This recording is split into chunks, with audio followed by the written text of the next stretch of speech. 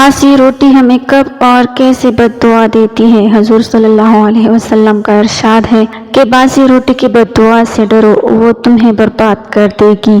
جب کوئی انسان باسی روٹی کو ضائع کرتا ہے تو وہ باسی روٹی اللہ تعالیٰ سے بسم اللہ الرحمن الرحیم۔ ناظرین، آج کے دور میں اللہ رب العزت کی طرف سے رزق کی جتنی فراوانی ہے اتنی ہی اللہ رب العزت کی ناشکری کی جاتی ہے اور اسی طرح رزق کی ناقدری بھی۔ ناظرین، حق تو یہ بنتا ہے کہ جتنی ہمارے اوپر اللہ تعالیٰ کی نعمتوں کی فراوانی اور وسعت ہے ہمیں اتنا ہی زیادہ شکر ادا کرنا چاہیے، لیکن اللہ معافی، شکر ادا کرنا تو دور کی بات، ہم اللہ کی فرائض بھی پوری نہیں کرتے۔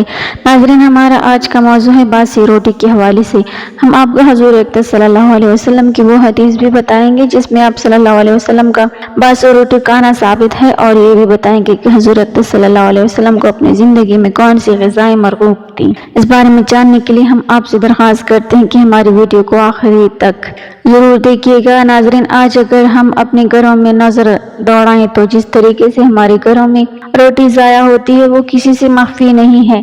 ایک وقت کی روٹی اگر بچ جائے تو اس کو دوسرے وقت کھانا کسی کو گوارا نہیں، اور یہ بچی ہوئی روٹی بعض لوگ تو سنبھال کر چاند بورے والے کو دے دیتے ہیں، لیکن بعض لوگ اس کا خیال بھی نہیں رکھتے اور اس کو کوڑے کے ساتھ پھینک دیتے ہیں، جو کہ رزق کی سخت بے ادبی ہے۔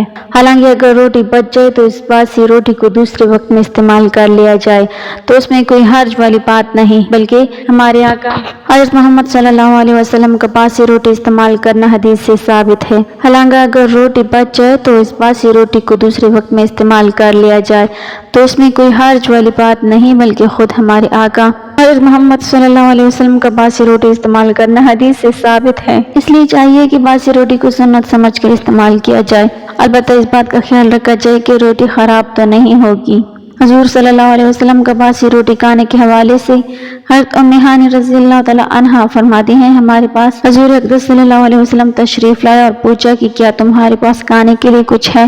میں نے کہا نہیں، البتہ باسی روٹی اور سرکہ ہے۔ آپ صلی اللہ علیہ وسلم نے فرمایا، اسے لے آؤ، وہ گھر بھی کبھی غریب نہیں ہوگا جس میں سرکہ موجود ہے۔ اور پھر آپ صلی اللہ علیہ وسلم نے وہ باسی روٹی سرکہ کے ساتھ تناول فرمائی۔ ناظرین، اس بات میں کوئی شک نہیں کہ وہ دور غربت اور افلاس کا دور تھا، اور خود ہمارے آقا حضرت محمد صلی اللہ علیہ وسلم نے مسکینی اور غربت کو اپنے لیے چنا تھا۔ حالانکہ آپ صلی اللہ علیہ وسلم چاہتے تو آپ کے لیے پہاڑ بھی سونا بن جاتے، لیکن ایک ہم ہیں کہ ہمارے نخرے ہی ختم نہیں ہوتے، ہمارے دسترخوان پر بھی چیزیں موجود ہوتی ہیں، اس کے باوجود ہم شکر ادا نہیں کرتے اور نہ ہی اللہ رب العزت کی نعمتوں کی قدر کرتے ہیں۔ تمام خواتین سے گزارش ہے کہ رزق کی قدر کریں، اس کو ضائع ہونے سے بچائیں۔ آج کل تو ہمارے پاس سہولیات بھی موجود ہیں، ایک وقت کی روٹی اگر بچ جائے تو اس کو فریج میں رکھا جا سکتا ہے اور اس کو استعمال میں لایا جا سکتا ہے، بجائے اس کے کہ اس کھانے کو ضائع کیا جائے۔ اور اس کے علاوہ ہمیں یہ دیکھنا چاہیے کہ کیا کسی اور کو اس کھانے کی ضرورت ہے جس میں رزق احسن طریقے سے استعمال ہو سکتا ہے، مثلاً کھانا کسی غریب کو دے دیں یا پھر کسی ایسی جگہ پر ڈال دیں جہاں سے پرندے وغیرہ کھا لیں اور کھانے کی ناقدری نہ ہو۔ ناظرین، آئیے اب آپ کو حضور صلی اللہ علیہ وسلم کی مزید کچھ غذاؤں کے بارے میں بتاتے ہیں کہ آپ صلی اللہ علیہ وسلم کی مرغوب غذائیں کون سی تھیں اور آپ صلی اللہ علیہ وسلم کا ان کے بارے میں کیا ارشاد ہے۔ حضرت جابر رضی اللہ تعالیٰ عنہ فرماتے ہیں، نبی کریم صلی اللہ علیہ وسلم نے ایک مرتبہ اپنے گھر والوں سے سالن کا پوچھا، انہوں نے کہا ہمارے پاس سرکہ کے علاوہ کچھ نہیں ہے۔ آپ صلی اللہ علیہ وسلم نے اسے طلب کیا اور فرمایا سرکہ بہترین سالن ہے۔ اسی طرح حضرت عائشہ صدیقہ رضی اللہ تعالیٰ عنہا فرماتی ہیں، رسول کریم صلی اللہ علیہ وسلم نے فرمایا سرکہ بہترین سالن ہے۔ حضرت ام سعد رضی اللہ تعالیٰ عنہا فرماتی ہیں کہ میں حضرت عائشہ صدیقہ رضی اللہ تعالیٰ عنہا کے گھر میں موجود تھی اور آپ صلی اللہ علیہ وسلم نے فرمایا کہ کیا تمہارے پاس کھانے کو کچھ ہے؟ انہوں نے کہا ہمارے پاس روٹی، کھجور اور سرکہ ہے۔ رسول اللہ صلی اللہ علیہ وسلم نے فرمایا بہتر سالن سرکہ ہے، اے اللہ تو سرکے میں برکت ڈال کہ یہ مجھ سے پہلے نبیوں کا سالن تھا اور وہ گھر غریب نہ ہوگا جس میں سرکہ موجود ہو۔ ناظرین، اب ہم خود سوچ لیں کہ ہمارے سالن میں کتنے اجزاء اور نہ جانے کیا کچھ شامل ہوتا ہے، اور ہمارے آقا صلی اللہ علیہ وسلم صرف سرکہ کے سالن کو پسند فرما رہے ہیں اور اس کے ساتھ کھانا کھا رہے ہیں اور اس کے ساتھ روٹی بھی کھا رہے ہیں۔ اور اس کے علاوہ روایات میں آتا ہے کہ آپ صلی اللہ علیہ وسلم کبھی کبھار روٹی کے اوپر کھجور رکھ کر اسے سالن کے طور پر استعمال کر لیتے اور اس پر بھی اللہ تعالیٰ کا شکر بجا لاتے۔ سبحان اللہ۔ ہمیں بھی چاہیے کہ ہم اللہ رب العزت کا ہر حال میں شکر بجا لائیں اور ناشکری سے بچیں۔ ناظرین، اسی طرح روایات میں آتا ہے کہ حضور صلی اللہ علیہ وسلم نے اکثر جو کی روٹی تناول فرمائی اور کبھی کبھی گندم کی بھی، مگر کبھی بھی میدہ کی روٹی تناول نہیں فرمائی۔ حضرت سہل بن سعد رضی اللہ تعالیٰ عنہ سے روایت کیا گیا کہ کبھی حضور صلی اللہ علیہ وسلم نے میدہ کی روٹی تناول فرمائی تو انہوں نے جواب دیا کہ آخر عمر تک آپ صلی اللہ علیہ وسلم کے حضور کبھی میدہ پیش نہیں کیا گیا۔ پھر حضرت سائل نے پوچھا کہ اس زمانے میں چھانیاں تھی؟ حضرت سہل رضی اللہ تعالیٰ عنہ نے فرمایا نہیں۔ سائل نے پوچھا کہ پھر جو کی روٹی کیسے پکاتے تھے؟ انہوں نے جواب دیا کہ جو کے آٹے میں پونک مار لیا کرتے، جو موٹے موٹے تنکے ہوتے وہ اڑ جاتے، باقی گوندھ کر پکا لیتے۔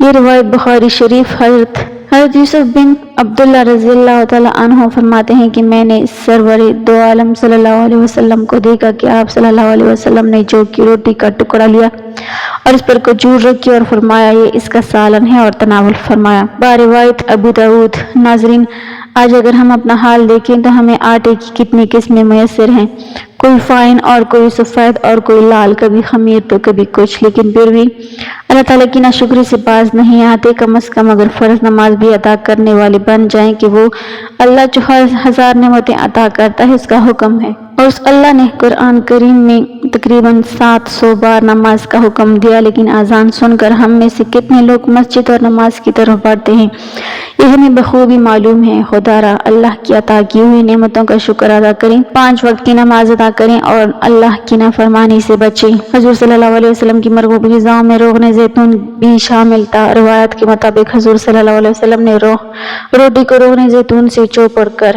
تناول فرمایا اور بہت پسند فرمایا۔